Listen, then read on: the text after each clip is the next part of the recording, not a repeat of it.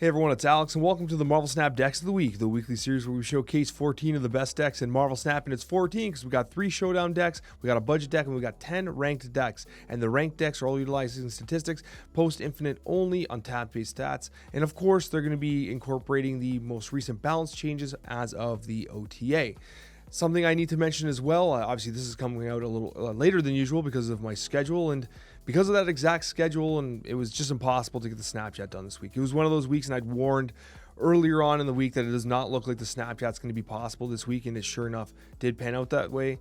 We will be back in full force next week. I'll be there, and whether we have Coccia or a guest, we will be on the Snapchat again next week. Okay, guys, so thanks so much for your patience and your understanding. A lot of fun stuff. We got to fill you in on those, so I'm looking forward to that chance. With that being said, let's get started with the Showdown decks first. Number 3, we got Herald Hawk. It is the Herald of Galactus deck, utilizing Galactus Fantastic Four first steps. You got some Guardian gameplay in the likes of Star-Lord, and so obviously for Sanctum, you want some of that high power in Hydration Bobbert and Black Cat. You also have the Grandmaster Korg play, which always feels fun. But most importantly, you have the disruption of something like a Stegron, which allows you to trade locations very effectively. You got the lane winning capabilities of Darkhawk, and then the follow-up of something like a Galactus. It's a great deck, running a 65% win rate. And if you're continuing to play Showdown, we also have Zoo. Should be no surprise. Very good at contesting multiple locations at once. When you're playing Zoo in a mode like this, what you're essentially doing, it's like the Zerg Rush equivalent of trying to rush your opponent down, win as many locations as you can early, and then when you're in kind of striking distance, you can use Mockingbird and Gilgamesh to close out the game. You want to close it out as fast as possible. Zoo is very good at that. It's running a 66% win rate. Nothing crazy here. It's just a good deck. And then go to number 1 here, we do have Sauron. Now, this has been relatively consistent since basically the onset of Sanctum Showdown. This is essentially one of the decks I showed you on the opening day of Sanctum Showdown. Yeah, Sauron's good. Even without the likes of Surtur, this deck is still absolutely dominating. A ton of power, a lot of disruption as well. It was kind of interesting to see that the Zemo variation of this particular deck ended up being the one that ended up like being the best performer, because we had the Zemo version, we had the non-Zemo version, but now that we have a larger pool of stats over the last almost week, Zemo came out on top.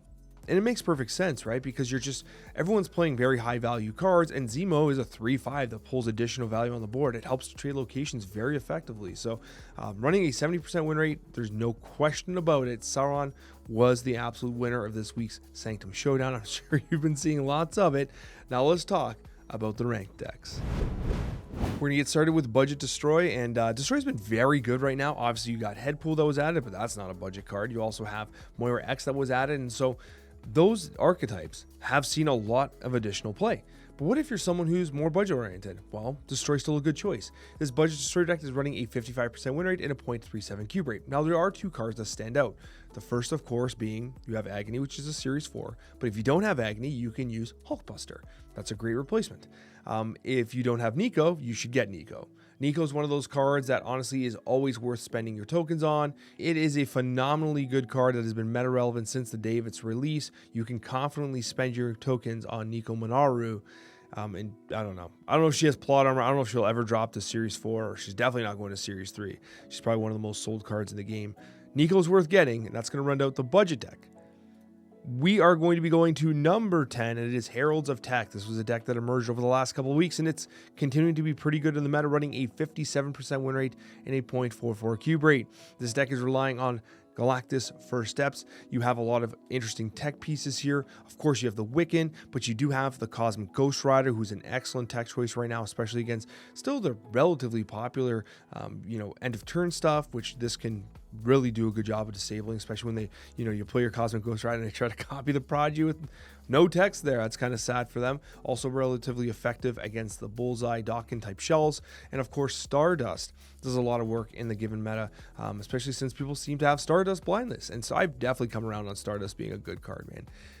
It has been a very, very interesting card. Now, this deck also runs Zombie Mr. Fantastic, which is kind of interesting, and it does have the likes of the Silver Surfer Fantastic Four first step. So, Heralds of Tech, a very interesting deck here that's been relatively consistent, and I do like that it's a Wiccan shell that runs Quicksilver plus a whole bunch of high-value 2s, including Mirage. It's good to see Mirage seeing some gameplay.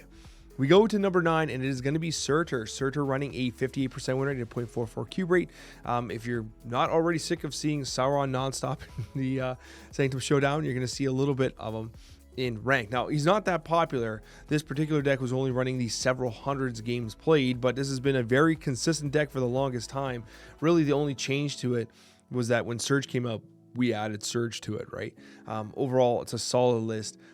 You see, you have a tremendous amount of power here along lines of like, especially with, if you have Zabu on turn 1, it's pretty much a set snap condition because you're going to get an incredible good play with the Cull Obsidian. Just be mindful of like where you're playing Sauron, Zabu, or in this case, Zero as well, because you're going to want to position your Cull Obsidian into that given location. Cull Obsidian's been a card we haven't seen as much as some others, but it is making this particular shell once again. And of course, we do have the Enchantress, which is a great card, especially versus Cerebro, who doesn't make the list this week, but still represents a very good choice, especially if you're playing the Budget Cerebro 2 deck from last week, and I'm sure we'll discuss it again in the future. Coming in at number 8, it's going to be End of Turn. Now, this did have a very significant drop. The changes to Invisible Woman First Steps has hit this in the pants. You're seeing a 58% win rate and a 0.52 cube rate. Still all post-infinite stats. Those are still very good stats. Like, let's not get hasty here and say, oh, End of Turn's gone. It's definitely been reined in, but this is a version running, of course. Prodigy has been making itself known once again. There was a period of time where Prodigy wasn't being played in these decks. Well, now the highest performing versions do run Prodigy. Of course, Fantastic cards in this shell as well, and you have your usual suspects. I don't know how much you want me to say about this deck because you probably already know what's up with it, right? This is the classic end of turn stuff, and it still remains a very good option at a really good stat line. Coming in at number 7, we're going to have Spectrum.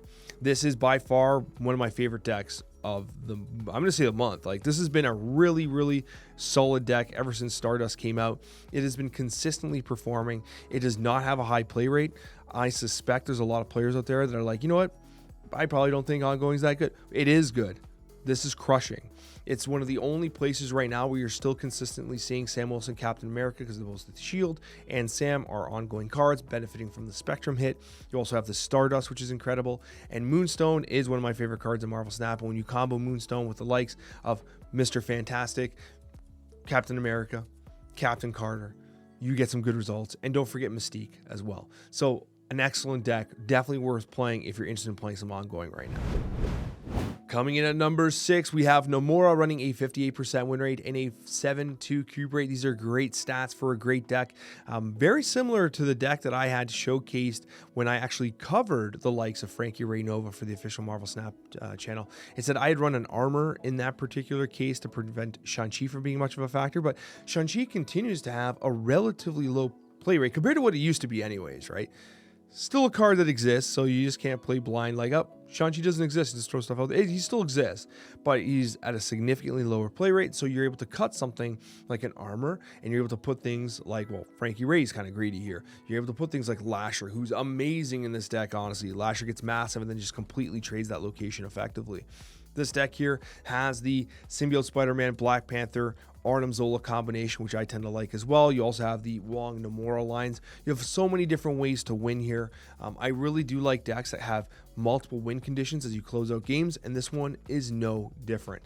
It's honestly a good deck, especially with Shang-Chi not being as prevalent as he once was. Coming in at number 5, and actually on the note of that prior deck, Shadow King getting changed as well helps that deck too. Khonshu should be no surprise to anyone. 59% win rate, 0.42 cube rate.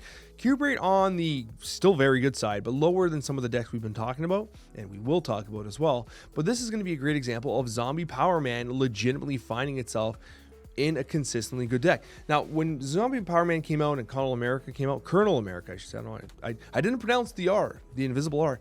But when Colonel America came out with Zombie Power Man, like, I was sold on Colonel America. I still think he's fantastic. Zombie Power Man, I needed some time to warm up with. Well, the stats have spoken, right? This version of Khonshu is currently the highest performing version of Khonshu, and it is damn good. And it's running Zombie Power Man. Surprise, surprise. So if you're looking to play some discard, this is exactly where you'd want to be playing right now. And, it's nice to see the Malekith as well. There's something cheeky about using Malekith to then pull the Gambit, or to pull, of course, the Colonel America, to pull the Morbius. It has great hits here. Hitting the Zombie Power Man, not as good. Obviously, hitting Blade or Scorn or whatever, not excellent unless you're playing specifically for that Apocalypse play. But honestly, this is a good deck. It's a really good deck, and I think that you can definitely carry it to Infinite if you so desire. Coming in at number 4, we have Toxic. Finally, Toxic makes a bit of a comeback here. This has been one of those decks that has been largely forgotten about. Malekith once again making this deck as well. 59% win rate and a 0.53 cube rate. This is your classic Toxic deck running Ajax. Now in this particular version, you do have the Quicksilver Domino Wiccan combination alongside Nicolas Cage, Red Guardian, Diamondback, Hazmat, and Speed. This has a very consistent, strong curve. If you don't draw into your Wiccan, you play something like your Malekith, you have your Anti-Venom, which continues to be an excellent card, and you have the lane-winning Ajax. It's a good shell. Toxic's been one of those decks that honestly has been seeing very little play, and it really shouldn't. It should be seeing more play, because it's phenomenal. And I have to tell you as well, Diamondback, when you talk about the amount of points a card puts out individually, Diamondback, when comboed with the likes of Man-Thing or Hazmat, of course. Hazmat's like the real ideal hit you want to do with Diamondback. It's a lane winner solo. You win turn 5, you play Ajax. Turn 6, you do Diamondback, Hazmat, and you're laughing. Or technically Hazmat first, then Diamondback. But I digress. Or, I mean, you could actually just hit the Diamondback to buff up the Ajax if you don't have Net Cage out. So that's cool, too. It's your choice. Lots of way to play this deck. Tremendously powerful, and it's a good option if you're looking to get to Infinite. I am so tired this weekend, and I can hear it in my voice. My voice is already giving out doing this video. It's so much later than usual. But I'm so grateful that you're here, and I'm so grateful that you're looking at a Victoria Hand deck, which honestly is not seeing as much play as it was in the last several weeks. Like, for weeks we've been talking about Victoria Hand, and it's still good. A 60% win rate, 0.68 cube rate. Those are phenomenal stats. Now, this particular version still runs Shadow King. Look at that. We got a Shadow King deck still. And it's cool because Shadow King is not seeing as much play. The play rate has gone down significantly. 3/4 is a significant nerf from what Shadow King was. However, because now people aren't planning on Shadow King coming out, maybe you steal some more games. Maybe you catch more people by surprise. It provides you with some additional snap equity, some cube equity, and we like to see that. And what I also like about this deck is you get snap equity from the Copycat, from the Iron Patriot. Not so much Mirage, but you know what I'm saying here, right? You got a lot of options to basically say, oh, my opponent doesn't realize I have an unfair advantage. And that gives you snappable conditions that you can take advantage of. And that's why this Victoria Hand deck is performing as well as it is. Going to number 2, it's a new move. Now, I know that a lot of you guys out here aren't going to be playing move because you just never play move. Every time I talk about move decks, they can have insane stats and just no one plays them. Maybe this is the time you guys try move. 60% win rate, 0.74 cube rate, post-infinite OTA stats incorporated. Those numbers are insane. So if you're going to be trying move, here you go. Now's the time. Now is the moment to become a move expert. We've got to bring Molt back. But this is what I'm going to say. If you want to play some move, now is the time. Shadow King's not as prevalent. I was going to say Killmonger. Killmonger doesn't matter in this particular shell. You're not even running the Vulture. You're going in on the Human Torch. You got the disruption of the Juggernaut. You got the Craven. You got the Mercury. You got a lot of options for movement. This even has a Heimdall, man. It's got Heimdall. A lot of options for creating a lot of additional power here. And so, new move coming in at number 2. Number 1 deck of the week. That's right. It's Darkhawk. A 61% win rate, 0.56 cube rate. Guys, if you like this deck, you should hit that like button. Damn, that was so smooth, Alex. I should pull that out more often. But anyways, all the YouTube cringe aside, I can't believe I'm looking at a Darkhawk deck top of the week, man. This is great. Last week we were talking about Darkhawk. Obviously, you have the disruption of Supergiant here, which is really cool. And if you're ranking up towards Infinite, you clap those Jane Fosters in negative, and it has a lot of really interesting counterplay. It also hides your Darkhawk to prevent it from getting hit by the Enchantress as Surtur becomes additionally more popular. It's just a really interesting deck. You got Negasonic, you got Quakes. This is a very fascinating list. But if you want to get to Infinite, this is going to be one of those decks you can definitely take there to 61% win rate at 0.56 cube rate. It's cooking, and it's Darkhawk. Thank you so much for watching, guys. I appreciate each and every one of you, and we'll see you on that next one.